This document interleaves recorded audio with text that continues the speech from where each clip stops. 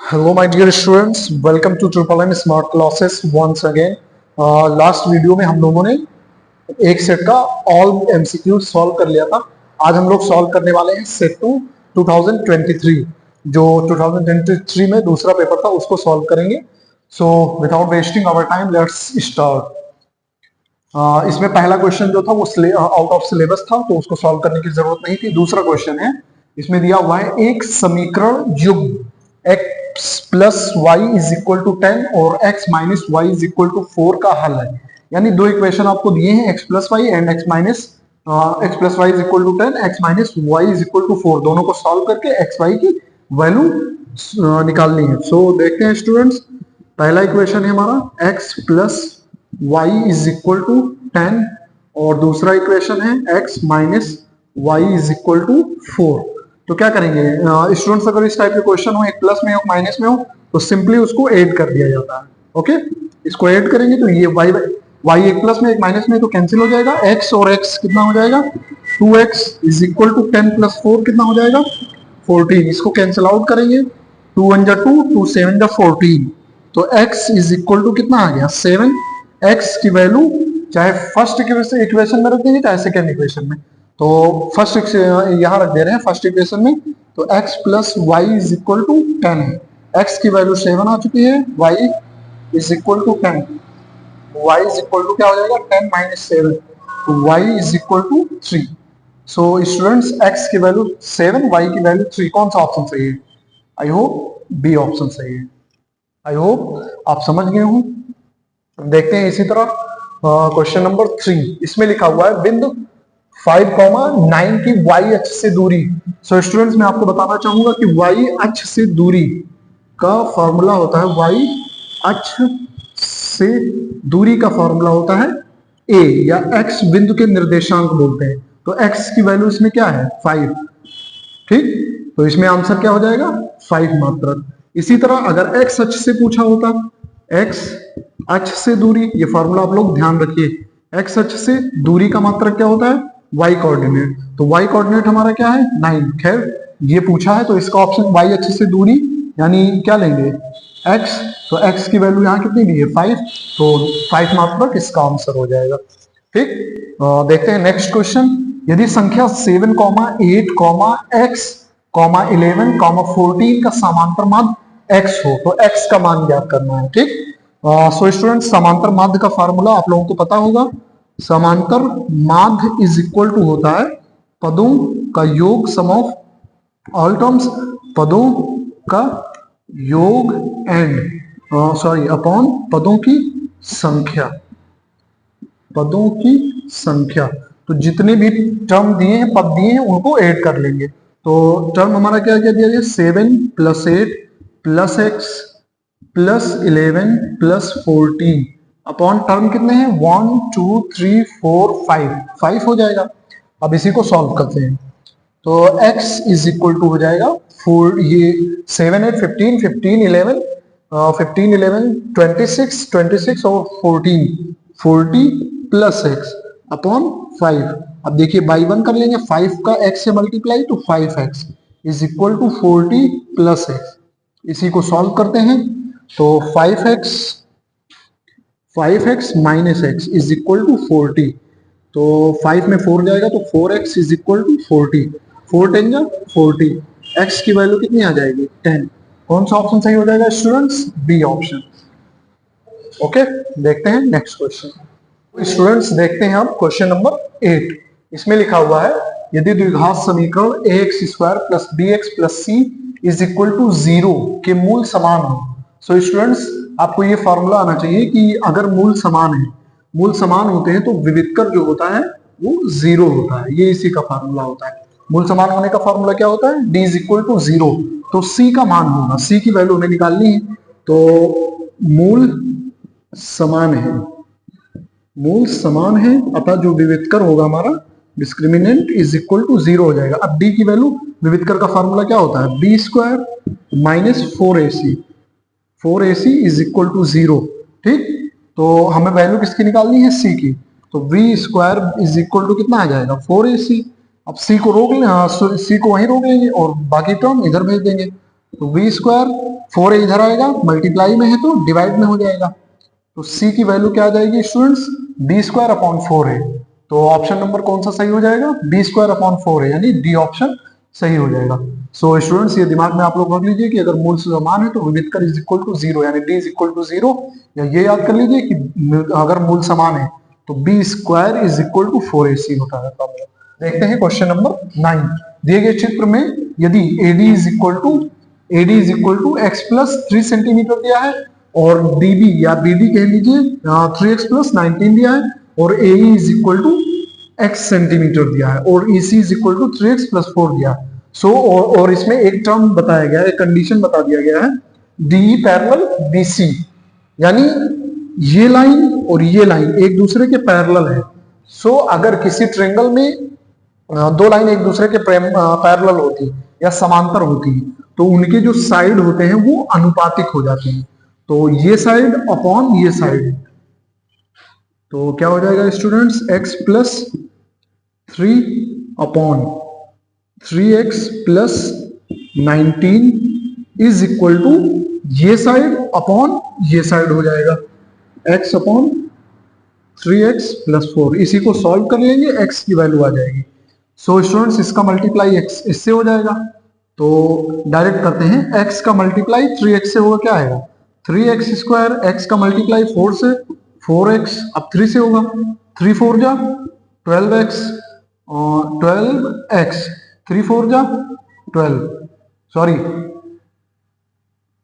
3 3 जा 9x plus 3 4 जा 12 is equal to, इसका क्रॉस मल्टीप्लाई होते हैं इसका इससे और इस x का इसमें हो जाएगा 3x स्क्वायर और x का 19 से होगा तो 19x। Okay students, 3x square cancel हो जाएगा, 9x प्लस 4x कितना हो जाएगा 13x plus 12 is equal to 19x। इस x को उधर ले जाएंगे तो 12 implies that 12 is equal to 19x minus 13x। 12 वैसे ही रहेगा, 13 में 9 जाएगा 6x कैंसिल आउट हो जाएगा, 6 1 जा 6 2 जा, तो x की वैल्यू 2 आ जाएगी। x की वैल्यू कितनी आ जाएगी स्टूडेंट, 2 सेंटीमीटर। कौन सा ऑप्शन सही, सी ऑप्शन हमारा करेक्ट हो जाएगा। आई होप आपको समझ में आ रहा है। इसमें साइड जो होंगे वो अनुपातिक हो जाएंगे, ये साइड अपॉन ये साइड, ये साइड अपॉन ये साइड, कैलकुलेट करके x की वैल्यू निकाल लेंगे। सो स्टूडेंट्स अब देखते हैं क्वेश्चन नंबर 10। इसमें लिखा हुआ है 1 से 10 तक की धनात्मक सम संख्याएं। सम संख्याएं वो होती हैं जो 2 से डिविजिबल हो या जो 2 से कट रही हो। तो 1 से 10 के बीच में सम संख्याएं हमारी क्या होंगी, 2 4 6 8 10। 10 तक बोला है तो 10 भी ले लेंगे, 10 भी ऐड कर लेंगे, का समांतर माध्य होगा। ठीक, तो ये हमारी संख्याएं, आपको पता है समांतर माध्य का फार्मूला क्या होता है, समांतर माध्य का फार्मूला होता है पदों का योग बटे पदों की या अपॉन पदों की संख्या। ये ध्यान रखेंगे स्टूडेंट, जब 1 से 10 तक बोला है, कुछ लोग कंफ्यूज हो जाते हैं कि 10 लेना है नहीं लेना है। अगर 1 से 10 तक यहां तक वर्ड यूज किया जाए तो 10 को ऐड करना है, लेना है। और अगर ये बोलता है कि 1 से 10 के बीच तो 1 को भी छोड़ देते और 10 को भी छोड़ देते। तो यहाँ क्या बोला है 1 से लेकर 10 तक, तो यानी सम संख्या है, तो 2 4 6 8 10 को भी लेना है तो लेंगे, तो टोटल इसको ऐड करेंगे तो क्या हो जाएगा 2 plus 4 plus 6 plus 8 plus 10 upon term इसमें कितने हैं 2 4 6 यानी 5। ठीक, इसको ऐड कर लीजिए, 2 4 6 6 12 12 8 20 10 30 30 अपॉन 5 कैंसिल कर देंगे, 5 6 जा 30। तो इसका आंसर स्टूडेंट्स डी ऑप्शन सही है। ये ध्यान रखिएगा, तक और बीच, 1 से 10 तक बोला है तो मतलब 10 लेना है। अगर ये बोला होता कि 1 से 10 के बीच धनात्मक सम संख्याएं तो हम क्या लेते 2 4 6 8, बाकी छोड़ देते। क्वेश्चन नंबर 11 देखते हैं स्टूडेंट्स। इसमें लिखा है संख्या 156 का अभाज्य गुणनखंड होगा। तो फर्स्टली हम लोग क्या करेंगे 156 का फैक्टराइजेशन कर लेंगे। ठीक, 2 से ये कैंसिल हो रहा है, 2 7 जा कितना हो जाएगा 14, 1 15 में 14 गया 1 बचा, 1 और 6 16, तो 2 8 जा 16। 2 3 जा 6, 2 9 जा 18, 3 1 जा 3, 3 3 जा 9। अब ये 13 से कैंसिल होगा।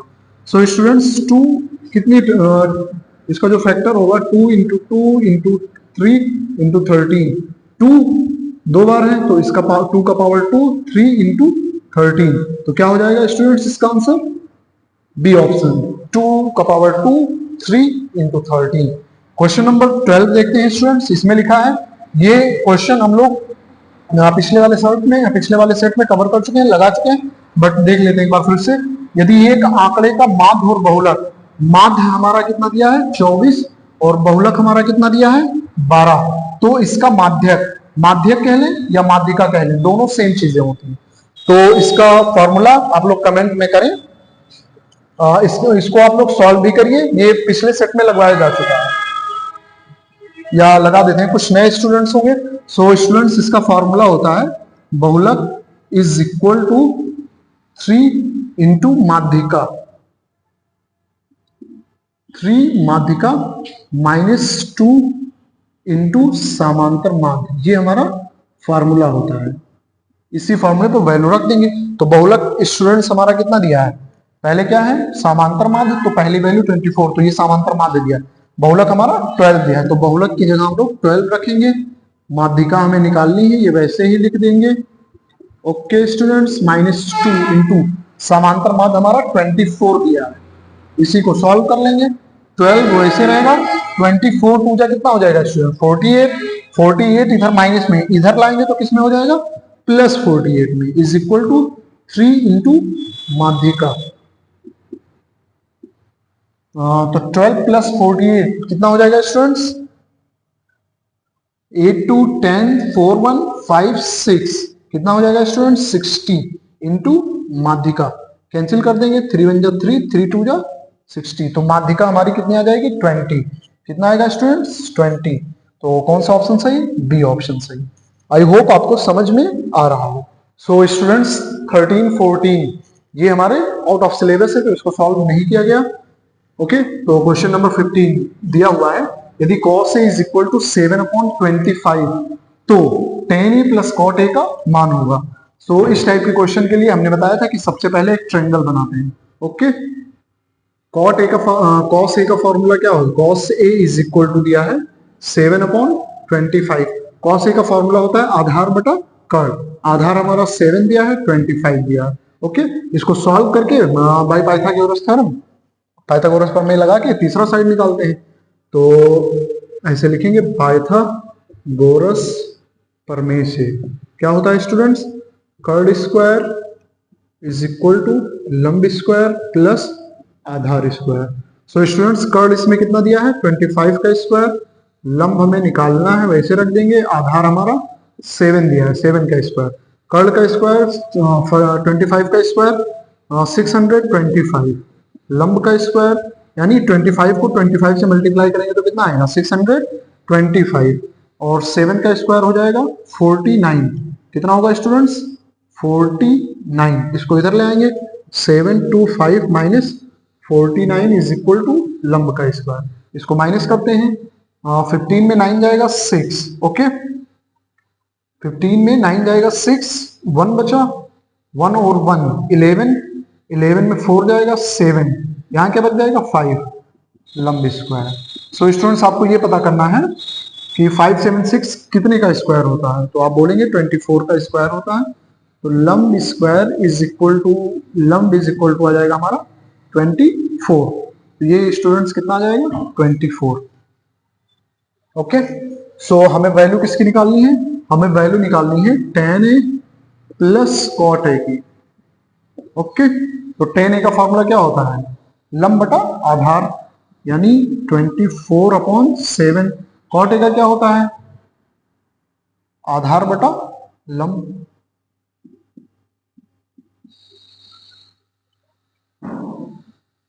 इसका एलसीएम निकालते हैं, 7 4 जा 28, 7 2 जा 14 और 2 16, ओके 24 इंटू 7, 24 का 24 से हो जाएगा, ओके 24 का स्क्वायर कितना होता है 576, 576 प्लस 7 का 49, इसको ऐड करेंगे तो 625 अपॉन 168।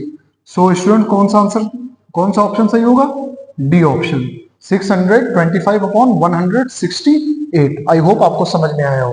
क्वेश्चन नंबर 16 भी आपका आउट ऑफ सिलेबस है तो इसको नहीं सॉल्व किया गया। क्वेश्चन नंबर 17 दिया हुआ है, दिया है द्विघात समीकरण x square minus 3x minus 10 is equal to 0 के मूल होंगे, यानी मूल क्या होते हैं, इसमें कितने मूल होंगे? x का पावर 2 है तो 2 मूल होंगे। इसका हम क्या करेंगे? गुणनखंड करके x की वैल्यू निकाल देंगे। So x square minus 3x minus 10 is equal to 0। So students multiply करके हमें 10 लाना है और सब्ट्रैक्ट करके, यहाँ माइनस है तो सब्ट्रैक्ट यानी घटा के हमें कितना लाना है? 3। तो कोई ऐसे नंबर लेने हैं कि मल्टीप्लाई करिए तो 10 आए और उसको घटाएं तो 3 आए, तो आप बोलेंगे 5 और 2। इसी को सॉल्व कर लेते हैं। तो एक्स स्क्वायर माइनस 3 की जगह 5 minus 2 x minus 10 is equal to 0। X square minus 5 का x से होगा तो क्या आ जाएगा? 5x minus minus plus 2x minus 10 is equal to 0। इसमें x कॉमन है आपका, तो x माइनस 5 प्लस इसमें 2 कॉमन है, x minus 2 5 10 is equal to 0।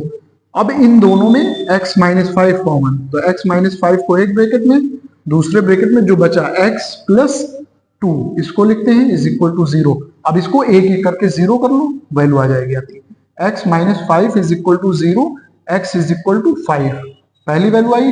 दूसरा भी 0 करेंगे, x plus 2 is equal to 0, x is equal to minus 2। So इसका आंसर क्या हो जाएगा? 5 कॉमा माइनस 2। कौन सा ऑप्शन सही? B option. सो इस टाइप के क्वेश्चन में आपको फैक्टराइजेशन कर लेने, गुणनखंड कर लेने, करने के बाद उसको उसकी वैल्यू निकाल देंगे। जो वैल्यू आप यहाँ x की मिलेगी वही हमारे उसके मूल हो जाएंगे। सो स्टूडेंट्स अब देखते हैं क्वेश्चन नंबर 18। इसमें लिखा हुआ है यदि समतल मैदान पर एक मीनार की छाया उसकी ऊंचाई की √3 गुनी है। सो स्टूडेंट्स आप लोग बताइए मीनार हमारा कैसा होगा? ऐसे होगा। अब इसकी छाया जो बनेगी वो कहां बनेगी? ऐसे ही तो बनेगी। उसकी छाया कहां बनेगी? जमीन पर, यानी समतल पर ही बनेगी। इसको हम क्या करेंगे? ऐसे मैच करा देंगे। तो अगर मैच करवा दिया जाए तो ये क्या बन जाएगा? एक ट्रायंगल बन जाएगा। अब क्वेश्चन के अकॉर्डिंग वैल्यू रखते हैं। इसमें क्या कहा है? एक मीनार की छाया उसकी ऊंचाई की √3 गुनी है। तो अगर उसकी ऊंचाई x मानी जाए तो उसकी जो छाया हो जाएगी वो कितनी हो जाएगी? √3x। सो स्टूडेंट अब इसमें देखिए कौन कौन सा साइड हमें पता है। क्या पता है? लंब पता है और आधार पता है। तो लंब और आधार किसका फार्मूला होता है? किसके फंक्शन में आता है? तो आप कहेंगे tan का फार्मूला होता है लंब बटा आधार।